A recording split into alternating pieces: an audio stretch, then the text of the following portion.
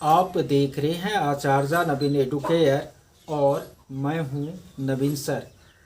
आज के इस वीडियो में मैं बिहार में प्रारंभिक शिक्षकों की जो बहाली प्रक्रिया वर्तमान समय में चल रही है उन पर चर्चा करूंगा।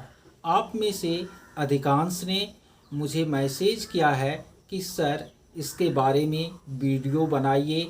आप यह बताइए कि आप लोगों का जो नियोजन हुआ था 2011 की टीईटी के बाद, तो वो किस तरह से हुई थी, किस तरह से कैंप का आयोजन हुआ था, उसके बारे में बताइए, जिससे कि हम लोग वर्तमान बहाली प्रक्रिया को अच्छी तरह समझ सके और उसके अनुरूप अपना जो है योजना तैयार कर सके बहाली में अपने स्थान को सुरक्षित करने के लिए। तो चलिए मैं इसी पर चर्चा करता हूँ। सबसे पहले मैं अपनी कहानी बताता हूँ कि किस तरह हम लोगों का नियोजन हुआ था और अभी जो वर्तमान प्रक्रिया चल रही है इसमें जो केवल एक दिन काउंसलिंग के लिए रखी गई है वो आपको कैसे होगी, किस तरह से ये नियुक्ति प्रक्रिया आप लोगों की होगी, मैं वो बातें बताऊंगा। तो सबसे पहले वही बात कि मैं अपनी कहानी बताता हूँ। सन 2011 में मैंने आपको बिहार टीईटी की एग्ज़ाम दी थी। उसके बाद पुनः आपको एसटीईटी का एग्ज़ाम भी मैंने आपको 2012 की प्रारंभ में दिया था। हालांकि हम लोगों के ज़िले की जो एसटीईटी की परीक्षा उस समय थी वह धांधली के कारण रद्द कर दी गई थी। फिर हम लोगों को पटना में जाकर के आपको जून 2012 में एसटीईटी का एग्ज़ाम देना पड़ा था। और ये जो मैंने बीटीईटी का एग्ज़ाम दिया था उसका रिजल्ट आपको अप्रैल 2012 में आ गया था।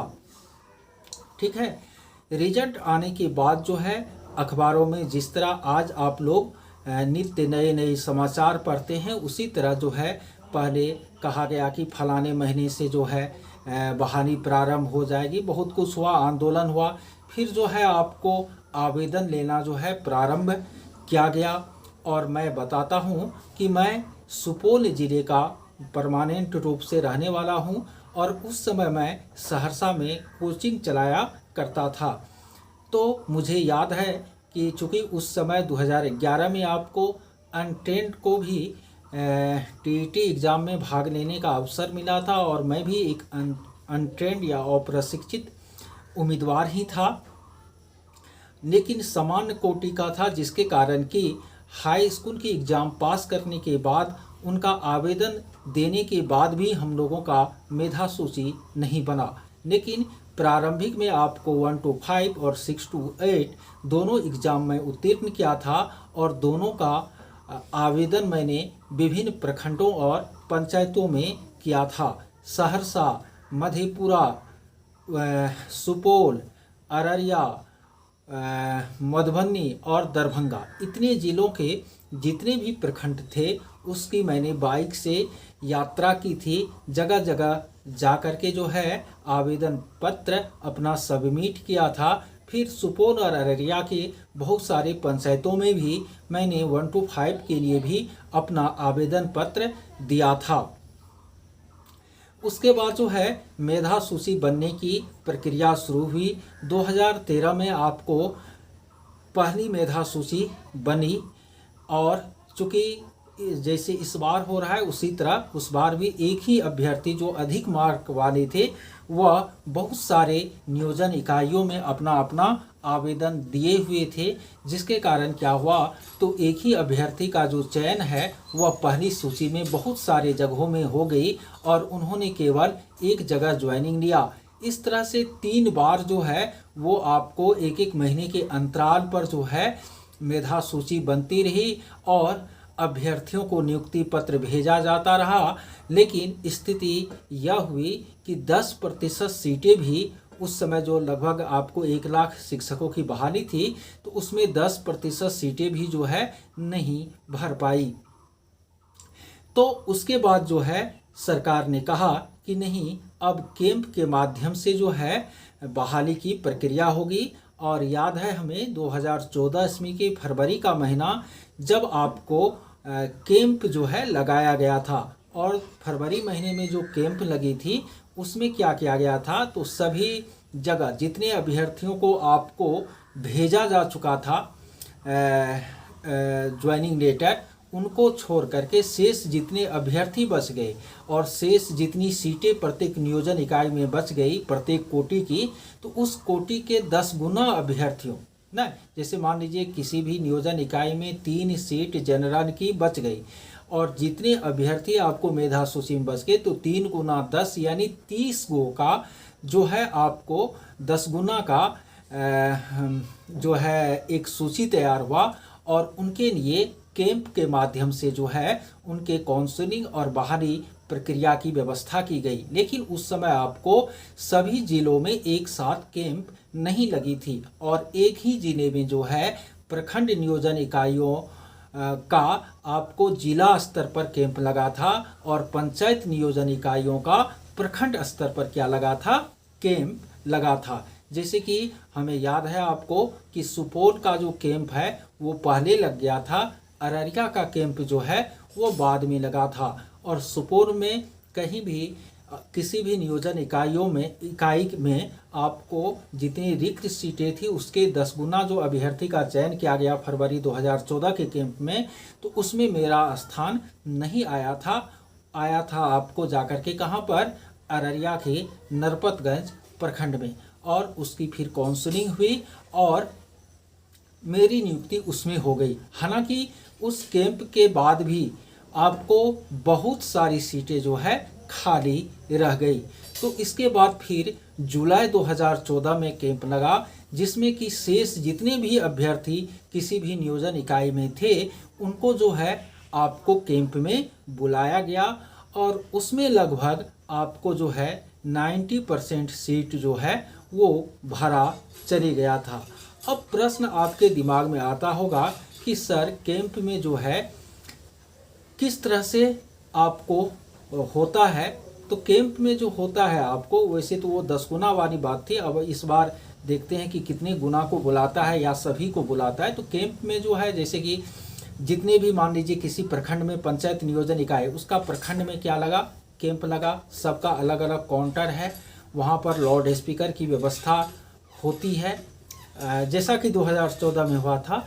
और लाउड स्पीकर साथ ही आपको वेबसाइट पर पढ़ने से ही मेधा सूची दी हुई रहेगी। वहाँ पर कैंप में भी आपको अलग अलग पंचायतों का मेधा सूची सटा हुआ रहेगा। आप अपने सारे कागजात के संग वहाँ पर रहेंगे और प्रत्येक नियोजन इकाई के काउंटर पर मेधा सूची के हिसाब से अभ्यर्थियों को कॉलिंग की जाती है। एक अभ्यर्थी को 3 बार पुकारा जाता है। यदि वह अभ्यर्थी उस समय तक वहां पहुंच गया तो उसका दावा मान्य होता है, अन्यथा की स्थिति में फिर उससे नीचे वाले को बुलाया जाता है। जिसको पूर्व में बुलाया गया उसको पुनः कॉलिंग नहीं की जाती है। ठीक है, तो इस तरह से कैंप के माध्यम से काउंसलिंग की प्रक्रिया होती है या हुआ था आपको इससे पहले 2014 में जो कैंप लगी थी और कैंप के माध्यम से जो प्रारंभिक शिक्षकों की बहाली हुई थी उसमें। ठीक है, इस बार जो नया शेड्यूल आपको जारी किया गया है, तो इस शेड्यूल में मैंने जैसा कि हमको ध्यान, मैं वैसे एक नज़र में ही उनको देखा था, तो उसमें मैंने देखा कि केवल 1 गो तिथि जो है काउंसलिंग के लिए रखी गई है पूरे बिहार में, जो मुझे उचित प्रतीत नहीं होती। जब एक अभ्यर्थी को बहुत सारे नियोजन इकाइयों में आवेदन देने के लिए कहा गया है, तो फिर एक ही दिन पूरे बिहार में आप काउंसलिंग कैसे करवा सकते हैं। और जैसे मान लीजिए कोई अभ्यर्थी है वह 1 to 5 में भी पास है, 6 to 8 में भी क्या है, पास है। तो अब 1 to 5 और 6 to 8 में सब चाहेगा कि हम 6 to 8 में जाए ना। अब 6 to 8 का कैंप लगा हुआ है आपको कहाँ पर, तो जिला में, और 1 to 5 का कैंप लगा हुआ है प्रखंड में। तो अभ्यर्थी के लिए क्या संभव है कि वह एक ही दिन दोनों जगह चले जाए या एक से अधिक जिलों, एक से अधिक प्रखंडों में चले जाए ना। और यदि उसका स्थान नीचा है तो वह एक प्रखंड में जा कर के कैसे आत्मविश्वास के साथ रह सकता है कि हमारी बहाली हो ही जाएगी। ठीक है, तो ये जो एक दिन काउंसलिंग की बात की गई है, हमको ये उचित और न्यायसंगत प्रतीत नहीं होती है। इसके लिए आप अभ्यर्थियों को प्रश्न पूछना चाहिए, जैसा कि प्राथमिक शिक्षा निदेशक डॉक्टर रंजीत कुमार सिंह लगातार लाइव आते हैं, तो आपको उनसे ये प्रश्न पूछना चाहिए कि सर एक ही दिन काउंसलिंग यदि होती है तो फिर जो मेधा सूची में ऊपर वाले लड़के हैं तो उनका तो चलिए कहीं ना कहीं हो जाएगा, लेकिन नीचे वाले का फिर कैसे होगा। देखिए, ये बिहार में आपको ये नियोजन इकाई का सिस्टम ही इतना गड़बड़ है, इतना घटिया है कि अभ्यर्थी की संख्या कम रहते हुए भी आपको जो थोड़ा कम मार्क वाले अभ्यर्थी हैं उसकी बहाली किसी जगह पर हो ही जाएगी या निश्चित नहीं होता हो, जबकि अभ्यर्थी कम है, सीट ज़्यादा है, सबकी बहाली होगी, लेकिन वही एक तिथि में नहीं होता, ये कई चरणों में जाकर के होती है। तो इस संबंध में आप लोग ज़रूर जो है क्वेश्चन कीजिए अपने नियोक्ता से और इस मुद्दे को आप लोग उठाइए। ठीक है, इतना कहानी कहने के बाद भी यदि आपके प्रश्न आपके मन में और आ रहे हो तो आप निश्चित रूप से जो है उसको इस वीडियो के कमेंट बॉक्स में लिखिए।